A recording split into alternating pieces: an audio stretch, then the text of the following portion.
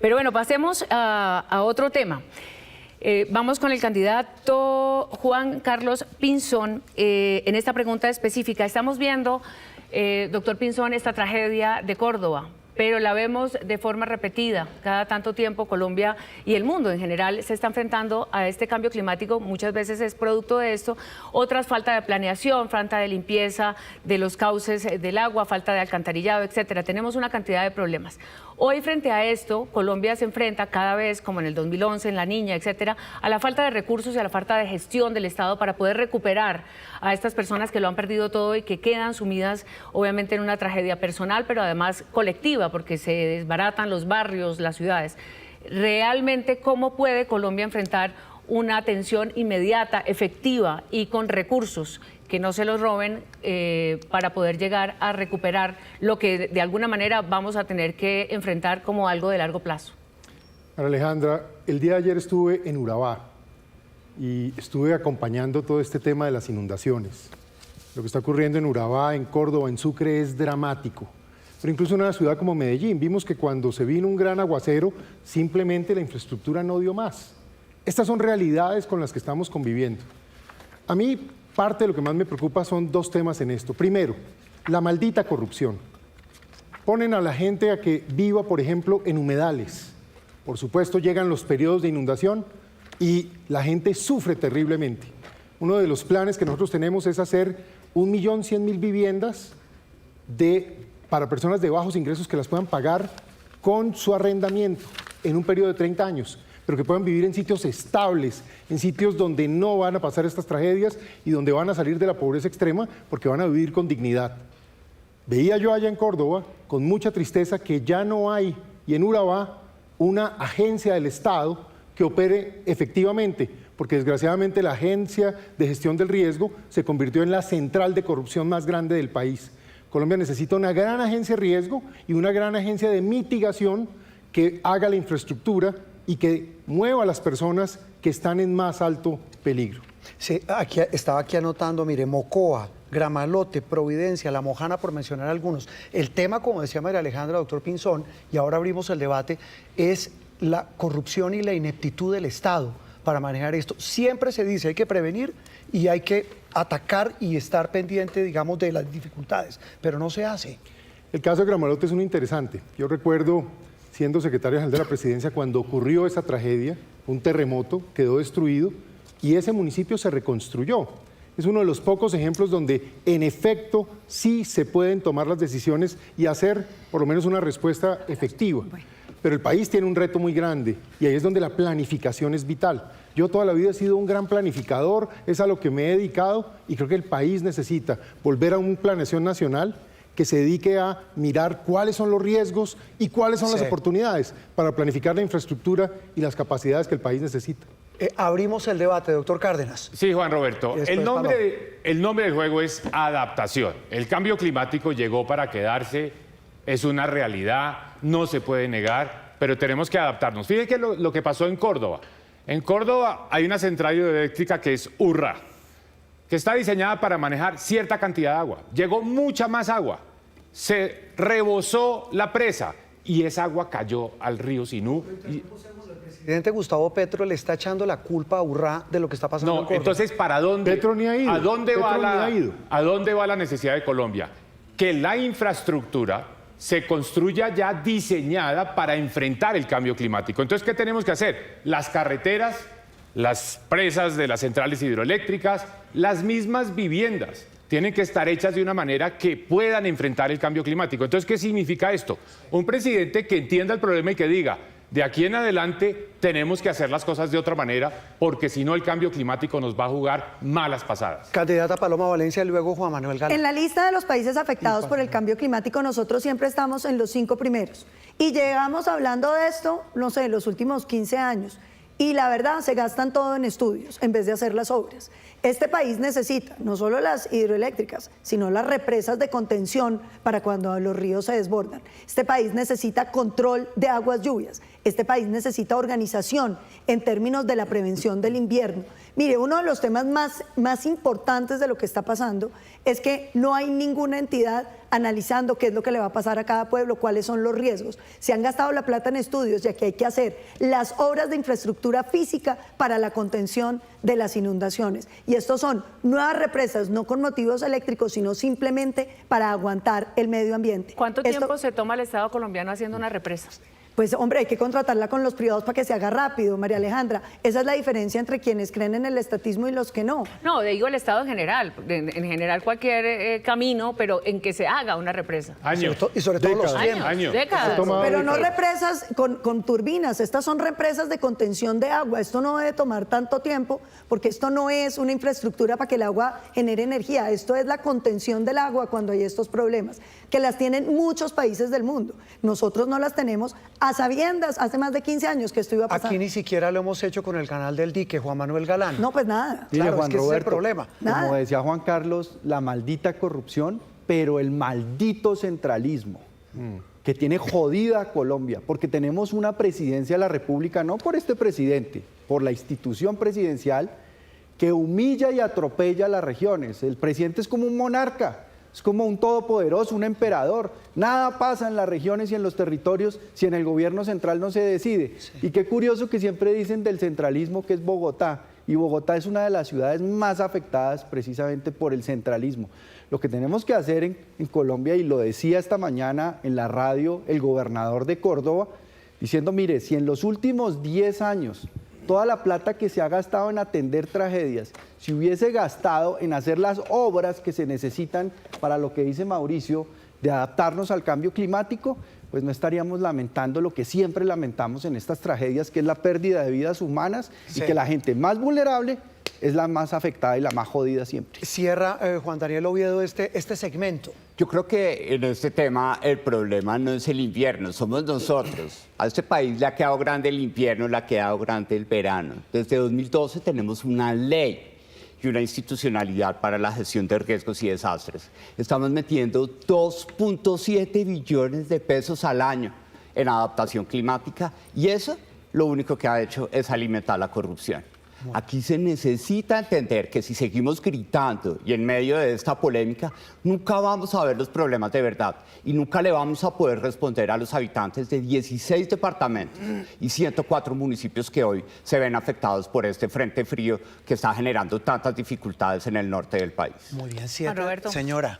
Córdoba, ¿verdad? Estamos hablando sobre todo de Córdoba. Córdoba y Urabá, el ¿Ustedes norte de Urabá. saben cuánto se puede gastar hoy un candidato al Senado en Córdoba? Yo le tengo el dato de cuánto vale un voto en Córdoba.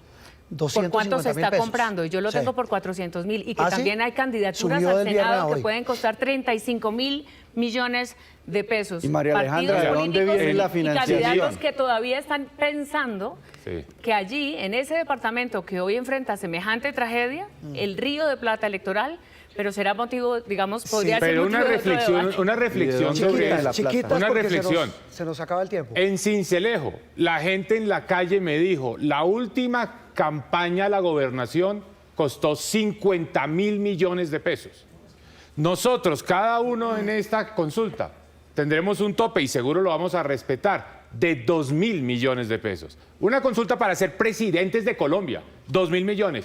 Para ser gobernador del Sucre, 50.000 millones. Échenle una mirada a los candidatos de las listas Sí. que están en Córdoba. Bueno, 7:48 minutos y la pregunta específica para Mauricio Cárdenas con otro tema igual de doloroso, creo que usted lo mencionaba y lo mencionó la candidata Paloma Valencia, así como es el del invierno y la falta de previsión que nos tiene jodido, como este centralismo, lo decía Juan Manuel Galán, es el tema del orden público.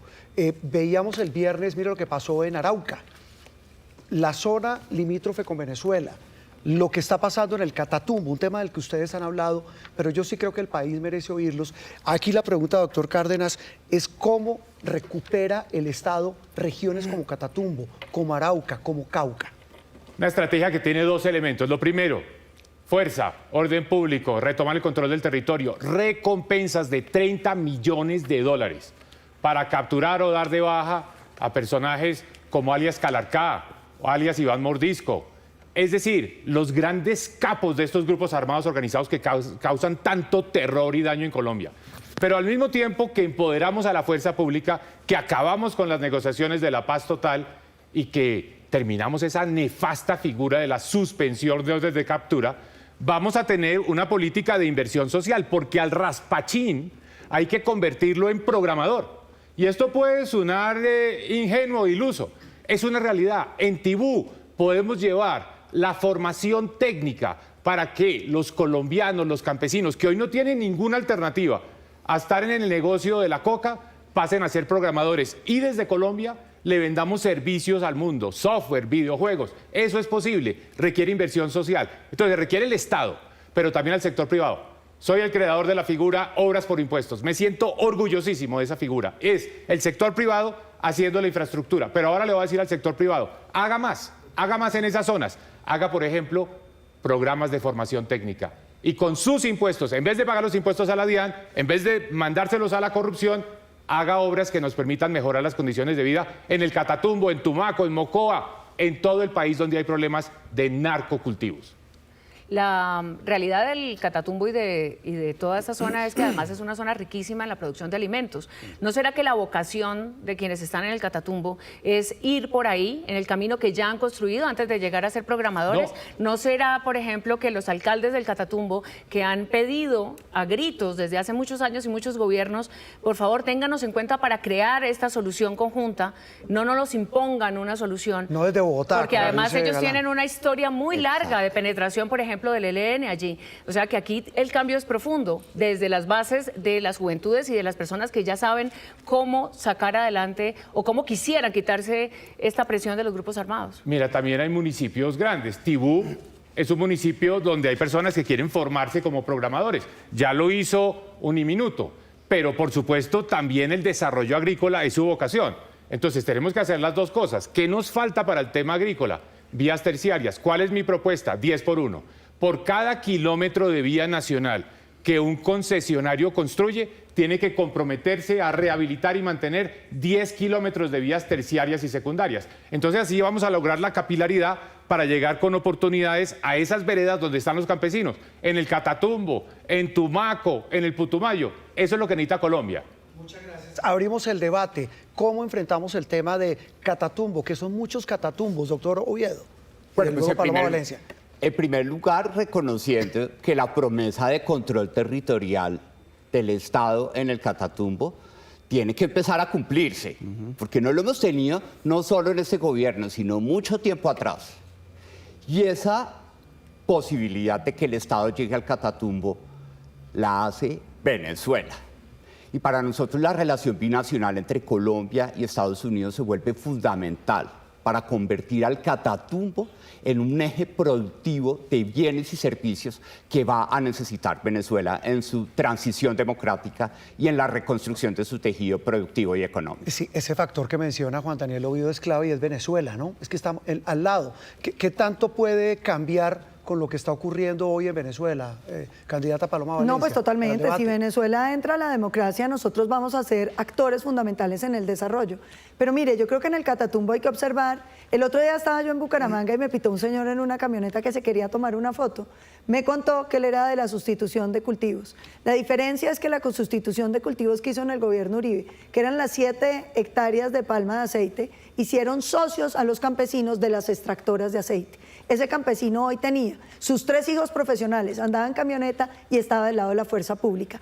El problema de Colombia se llama ingresos, y para que uno pueda ganarle a la delincuencia que se organiza y que sustituye el Estado, lo que hay que hacer es una mano firme con las Fuerzas Armadas, un plan Colombia 2.0, pero una sustitución inteligente que le dé ingresos dignos a la gente. Y en el plan Colombia, Juan Roberto, sí, hay que pensar en el microtráfico, ese componente que no tenía el plan Colombia del presidente Pastrana, que fue fundamental para Colombia. Hoy necesitamos un componente que vaya destinado al microtráfico en todas las zonas urbanas de Colombia. Juan Manuel Galán y cierra Me Juan encanta Carlos que te Pinzón. hayas apropiado del Bueno, plan yo Colombia diría, 2.0. en primer Un lugar, momento, perdón. No, solamente- No, yo lo planteé en el debate el otro día con el presidente. Juan Manuel Yo lo Galán. planteé hace 2 años. no, mi Juan ministro. Roberto, yo diría Orden lo en la sala, siguiente. por favor.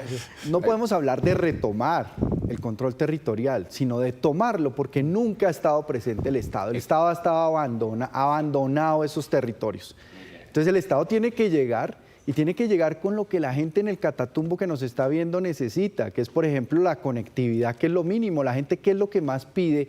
Y seguramente Paloma, que ha recorrido tanto el país como senadora, le han pedido lo mismo. La gente lo que pide es su vía, su carretera terciaria, la conectividad a Internet de alta velocidad. Yo no entiendo por qué es tan difícil que el gobierno colombiano vaya y se siente con el señor Elon Musk y le diga, bueno, vamos a hacer una negociación directa, sin intermediarios, sin coimas, sin comisionistas, para cubrir con Internet satelital. Por lo menos empecemos por las escuelas y empecemos por los puestos de salud. Y una nota final. Hoy en día, si queremos combatir en el corazón a las estructuras criminales como el ELN, hay que ir por su plata. Hoy los objetivos de alto valor que hay que capturar son los contadores, que tienen todo el mapa financiero de la estructura y de la organización criminal. En un gobierno que yo presida, iré por los contadores de esas estructuras Y súmele criminales. los contratos. Doctor Pinzón, cerramos este debate. Hace unos días estuve en la Macarena. Una señora se acercó a mí llorando. Doña Marta me abrazó y al oído me dijo, libérenos. Esa es la sensación que tienen hoy los colombianos que viven en todos esos territorios, Catatumbo, Arauca, Putumayo, en el Pacífico colombiano, en muchas regiones. Por eso presentamos un plan muy claro, cero tolerancia con el crimen, Colombia sin miedo. Vamos a dejar a Colombia sin miedo y a los criminales con pánico. Hay que destruir las amenazas armadas, pero hay que llevar el desarrollo intenso, lo que no se ha hecho. En el Catatumbo hay una vía que comenzó hace 10 años y va por la mitad. Por eso es que la gente no cree en el Estado. Se les empezó a comprar la coca, gran error, hay que comprar los cultivos productivos, el cacao, el maíz, todas estas cosas. Y en las ciudades, segunda jornada escolar para todos los niños, para que no los recluten, para que no los lleven a consumir, pero además para que aprendan inglés, aprendan tecnología, aprendan y disfruten el deporte, la cultura y el arte.